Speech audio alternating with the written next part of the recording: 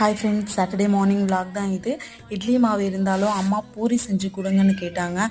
அதனால் இன்றைக்கி சிம்பிளாக ரோட் சைட் கடைகள்லாம் கிடைக்கக்கூடிய பூரி அப்புறம் கிழங்கு மசாலா எப்படி செய்யுதுன்னு இந்த வீடியோவில் ஷேர் பண்ணியிருக்கேன். அதுக்கு முதல்ல 2 கப் மாவு எடுத்து அதை நல்லா லூஸாக இல்லாமல் டைட்டாக பசைஞ்சு எடுத்து வச்சுருக்கேன். இது ஒரு பக்கம் இருக்கட்டும்.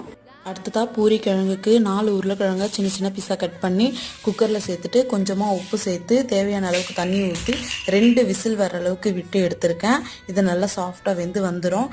இந்த உருளைக்கிழங்க தோல் உரிச்சிட்டு ஸ்மாஷ் பண்ணி எடுத்து வச்சுக்கலாம். அடுத்து அதே குக்கரில் எண்ணெய் ஊற்றி பட்டை, பிரிஞ்சி இலை, லவங்கம், ஏலக்காய் எல்லாத்தையும் தாளிச்சிட்டு அடுத்ததாக வெங்காயம், கருவேப்பிலை, பச்சை மிளகா, இஞ்சி, பூண்டு எல்லாத்தையும் சேர்த்து நல்லா வதக்கி விட்டுக்கலாம்.